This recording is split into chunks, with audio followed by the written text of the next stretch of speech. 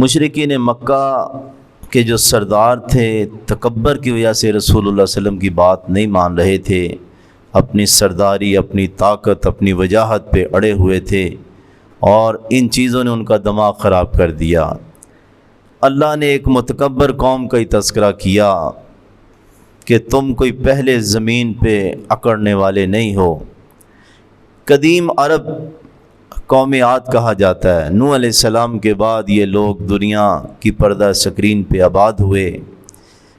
تو وذکر یاد کیجئے یا تذکرہ کیجئے، دونوں معنی ہیں، اور دونوں میں ہی حکمت کیا ہے کہ یاد کیجئے یعنی کہ آپ حوصلہ رکھیں۔ ایک اولوالعزم پیغمبر ہود علیہ السلام بھی آئے تھے، ذرا ان کی سیرت بھی سامنے رکھیے اور قوم کو سنائیے۔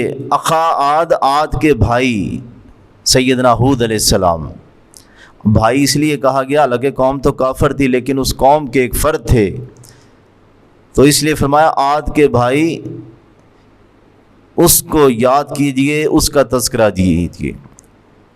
اذ انذر قومہ، جب اس پیغمبر ہود علیہ السلام نے ڈرایا اپنی قوم کو، بالاحقاف، احقاف کے علاقے میں، احقاف حقف کی جمع ہے۔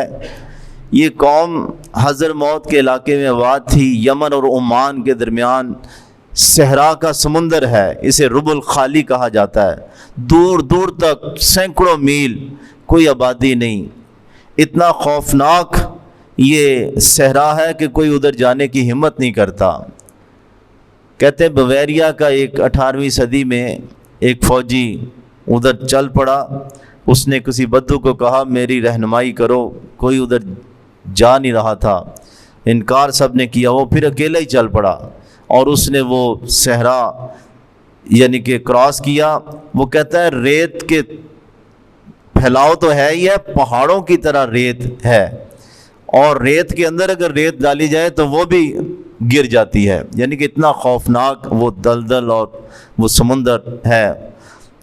لیکن یہ ہمیشہ سے نہیں، آج یہ اس کی صورتحال ہے۔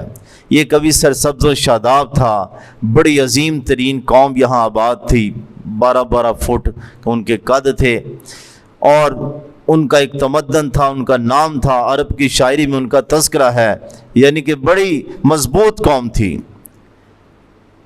وَقَدْ خَلَتِ النُّذُرُ، گزر گئے ڈرانے والے، نذیر کی جمع نذر، من بین یدیہ، ان سے پہلے بھی، ہود علیہ السلام سے پہلے بھی اس زمین پر ڈرانے والے آئے، ادریس علیہ السلام، نوح علیہ السلام، ومن خلفہ، اور بعد میں بھی آئے، صالح علیہ السلام آئے، کتنے پیغمبر پھر آئے۔ صبر کا میسج اور سب کا کام یہی تھا کہ قوموں کو کیا کہتے تھے، اللہ تعبدو، نہ بندگی کرو، نہ اطاعت کرو، نہ پوجا کرو، الا اللہ، سوائے اللہ کے۔ اس کا معنی ہر قوم رب کے علاوہ دوسرے کی پوجا کر رہی تھی، وہ دوسرے بت بھی تھے، مڑییں بھی تھیں، ستارے بھی تھے، یعنی کہ مختلف سیارے، غیر اللہ کی عبادت ہو رہی تھی، اطاعت ہو رہی تھی۔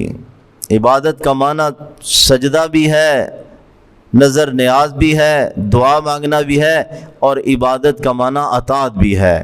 اپنے سرداروں کی انہوں نے اطاعت کی رب کے مقابلے میں۔ انی اخاف علیکم، اے قوم میں ڈرتا ہوں تمہارے بارے میں، اسی طرح تم نئی مستی میں رہو گے، عذاب کے بارے میں ڈرتا ہوں، یوم عظیم، ایک بڑے عظیم دن، وہ میدان معاشر کا دن بھی ہے، اور جس دن وہ عذاب آیا وہ بھی بہت بڑا دن تھا۔ اللہ سمجھنے عمل کی توفیق عطا فرمائے۔